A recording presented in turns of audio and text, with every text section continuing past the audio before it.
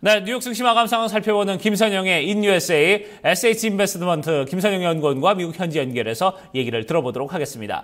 연구원님 안녕하십니까? 예, 안녕하십니까. 김선영입니다. 네, 자 어제 이제 1분기 마감이 마지막 거래일 이제 마감을 했습니다. 자 거래 내용은 뭐 전체적으로 좀 좋지 못하게 마감이 됐다는 소식이 들리고 있는데요. 자 어떤 내용인지 좀 자세히 전해 주시죠. 예, 오늘 뉴욕 증시는 3대 지수 모두 1%대의 큰 폭의 하락세를 보였습니다.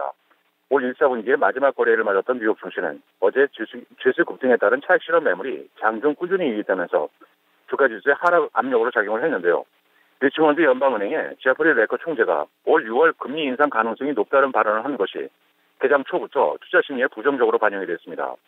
그는 상공회의소에서 가진 연설을 통해 향후 경제지표 결과가 전망에서 상당히 멀어지지 않는 이상 오는 6월 통화정책회의 때 금리 인상 가능성이 높다면서 고용시장 개선과 함께 강한 비즈니스 투자가 올해 미국의 경제 성장을 이끌 것이라면서 올해 GDP 성장률이 2에서 2.5% 수준에 이를 것이라고 전망을 했습니다. 이와 함께 미국 중서부 지역의 제조업 지수인 3월 시카고 구매 관리자 지수 PMI가 46.3을 기록해 예상치였던 51.7을 크게 하회한 것과 국제 원유 가격이 연 3일 밀리면서 오늘 배럴당 2%가 하락해 $47 60센트에 마감된 것도 증시에는 부담이었습니다. 오늘 업종별로는 주택건설과 소매, 어페럴, 외식업종 등이 소폭 상승했던 반면 항공사와 반도체, 통신, 은행, 바이오, 제약, 운송, 보험 등 대부분의 업종이 하락했으며 오늘 10년 만기 국채금리는 어제보다 하락한 1.934%의 거래를 마쳤습니다. 네, 자 10년 만기 국채금리 또다시 좀 떨어지는 모습을 보여줬네요. 자, 증시 이슈와 특징 종목들도 좀 체크를 해보도록 하겠습니다. 자, 올 1분기에 글로벌 M&A 규모가 지난 2007년 이후에 최고치를 기록했다고요? 예, 그렇습니다. 오늘 1사분기 글로벌 기업 간의 M&A 규모가 글로벌 금융위기 전인 지난 2007년 이후 최고 수준을 기록했습니다. 파이낸셜 타임즈는 1사분기 중 글로벌 M&A 규모가 총 8,110억 달러로 지난해 같은 기간보다 21%가 급증했다고 보도했는데요. 이것은 1사분기 기준으로 2007년 이후 최대로 업종별로는 의료 부분이 전체의 11.7을 차지하며 1위를 나타냈고 그 뒤를 부동산과 통신 등이 이었습니다.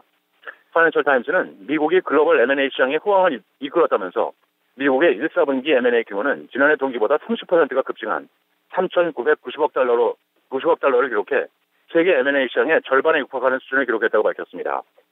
오늘 특징 종목들입니다. 미 4위의 케이블 TV 서비스 업체 차터 커뮤니케이션스는 업계 5위 업체인 브라이트 하우스를 104억 달러에 인수한다고 밝히며 6%의 상승세를 보였고 유기농 슈퍼마켓인 스프라우트 파머스 마켓은 증권사 모건 스탠리의 강력 매수 추천 리스트에 올랐다는 소식에 4.6%의 급등세를 보였습니다. 세계 최대의 사모펀드인 블랙스톤은 헤지펀드인 폴슨 앤 컴퍼니에게 12억 달러를 지불하고 플로리다와 아리조나에 소재한 메리오트 호텔 2곳과 리스칼튼 호텔을 매입한다는 소식에 1%의 상승세를 보였으며 증권사 도이체뱅크가 목표 주가를 기존의 82에서 85달러를 높이는 등 고객들에게 매수할 것을 권했다는 소식에 스포츠웨어 업체 언더아머는 1.2%의 오름세를 보였습니다. 3월 인터넷 사업에 총 30억 달러를 투자한다고 밝힌 IBM은 1%의 하락세를 보였고 마지막으로 증권사 스티블 니콜라스가 투자액을 기존의 중립에서 매수로 높인 데 따라 인터넷 여행 예약 사이트인 프라이스라인.com은 1.5%의 상승세를 보이며 거래를 마쳤습니다. 네, 자 이제 경제지표와 일정들도 좀 체크를 해보도록 하겠습니다. 자 케이스 슐러 S&P가 20개 대도시 주택가격을 발표를 했습니다. 전년 대비해서 좀 꽤 많이 올랐다고요? 예, 그렇습니다. 케이스 슐러와 S&P의 공동 발표에 따르면 지난 1월 미국 20개 대도시의 주택가격이 전년 동기 대비 4.6%가 상승해 예상에 부합했고 전달에 비해서는 0.9%가 올라 0.6%였던 예상으로 돌아왔습니다. 지역별로는 덴버와 마이애미가 각각 8.4%와 8.3%의 상승세를 보였고 샌프란시스코는 1%가 하락을 했는데요. 전문가들은 저금리와 고용시장 안정 그리고 원유가 하락 등이 주택시장의 회복을 이끌었다고 분석을 하고 있습니다.